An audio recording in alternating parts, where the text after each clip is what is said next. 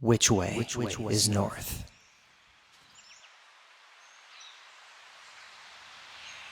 Contraction is a form of expansion, she said to me. That was a bit of insight that my wife shared around the time that we agreed that we were going to start a family. And I have to admit, I guess as a man, somebody that thinks like a man and is in the world as a man, hadn't really thought about the meaning of contraction. And so that hit me like a pretty unique idea. For her, she was speaking from the standpoint of, like a yoga practice, that the way that we move our body when one part of us contracts, another part of us expands. And that ended up becoming the word of 2025, contraction. And I think that before I get into what that meant for me, I think everybody felt a kind of contraction in the year of 2025. I mean, whether it's socially, economically, it was a year where things kind of pulled back, and whatever it was that our designs had oriented us to before kind of got humbled, you know, and it accords with the ideas that are at the center of the Chinese zodiac, the year of the wood snake, humility and transformation, shedding our skin, new beginnings, and all of the strain that comes with, finding our way. And so my relationship to the word contraction deepened in 2025, especially when I became somebody whose job it was to hold space for someone else's literal contractions. I mean, my wife, she did a natural birth, and she was in labor for 40 hours. 40 hours straight, no medicine. She did most of that at home, and then we went to a birth center nearby. And she never backed down from a single one of the contractions. She just, like psychically, emotionally, like physically, like rode into them. And she'd have this internal experience of, the muscles, the body seizing up, doing something that is putting forward the miracle of life. And I just had to stand there or sit with her or lay with her and be outside of that experience and hold some strength and some foundation as she moved through it. And that for both of us was expansive.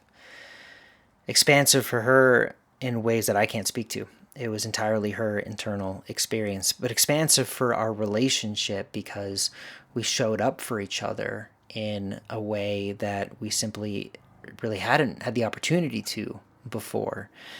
And expansive for me because as she stepped so deeply, or I should say surrendered so deeply into her feminine, I, in response, learned to hold my masculine, to hold a container for that kind of contraction.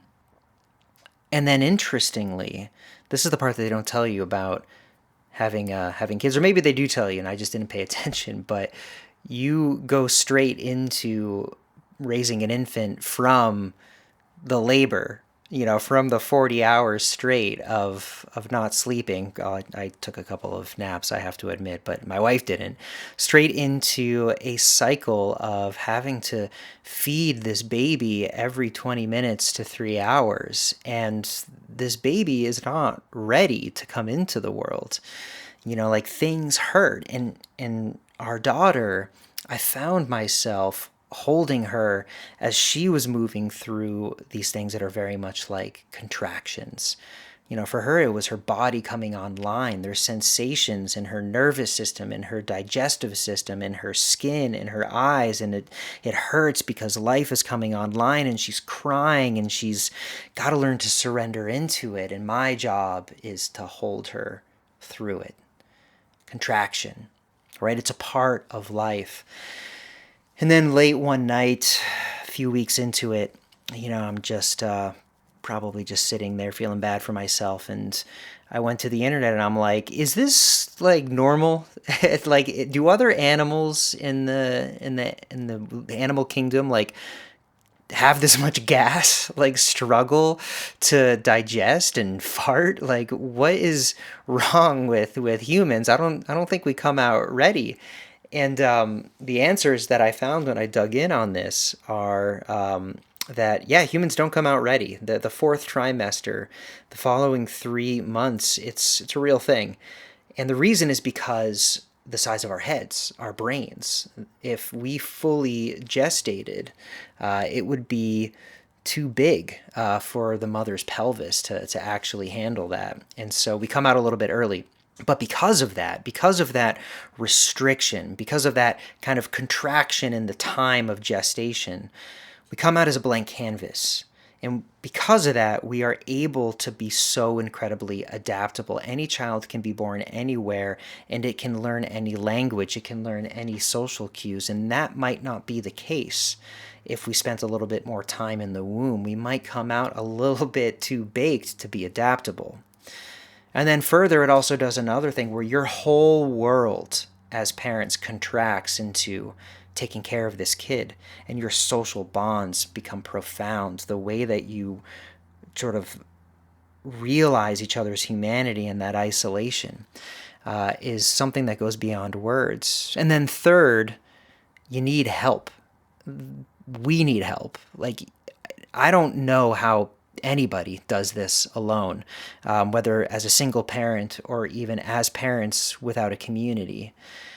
And so it requires, through that contraction of everything in your life, that you expand into your family and your friends, and you learn to do something that I was told, honestly, by a psychic in 2025 that I needed to work on, which is you learn to ask for help not because you need it, but because you want it. Built on the foundation of how much you really need it, because it is exhausting. Contraction. And in all of that time spent, time wasn't linear. It was determined by the pacing of these contractions. The Greeks have this idea of chronos and kairos as two ways of experiencing time. So chronos is time as measured, and kairos is time as experienced.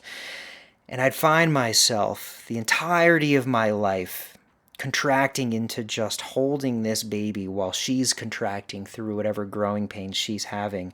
And I would look up and like 5 hours would have gone by, and I had no idea how that was possible. It was a different sense of time.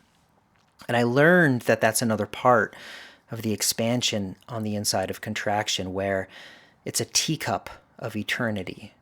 If you were to take a teacup of the infinite, you would have the infinite inside of it. Every moment has a depth that is as expansive as your wisdom and your presence allows it to be.